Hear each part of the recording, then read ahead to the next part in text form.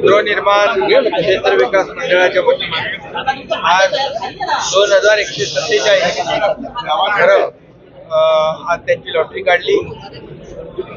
31,000पेक्षा जास्त अर्ज आले होते.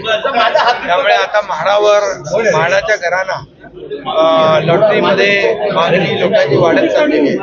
म्हाडावर जो विश्वास आहे तो वाढत चाललाय. आता म्हाडाच्या घरांची क्वालिटी चांगली आहे आणि वेळेमध्ये घरं मिळत आहेत.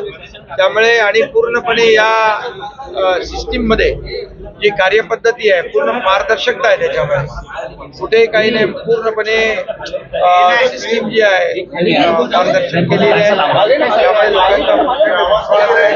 आणि आज आपण पाहिलं की लॉटरी काढल्यानंतर सभागृहात बसलेल्या अनेक लोकांना लॉटरी लागली पण आणि त्यांना आपण घरांचं हे पण देऊन टाकलं, घर देऊन टाकलं ई साईन आणि त्याच्यामध्ये तुमचे पत्रकार पण होते आणि पोलीसही होते आणि नागरिकही होते. त्यामुळे अतिशय पारदर्शक पद्धतीने ही म्हाडाची लॉटरी निघते. गेल्या आठवड्यामध्ये आम्ही पुणे पिंपरी चिंचवडच्या 6,400 घरांची लॉटरी काढली. आता परत या पुढच्या 3-4 महिन्यामध्ये आणखी लॉटरी काढली जाईल. आज ज्यांना घरं मिळाली त्यांचं अभिनंदन करतो आणि ज्यांना मिळाली नाहीत त्यांना शुभेच्छा देतो.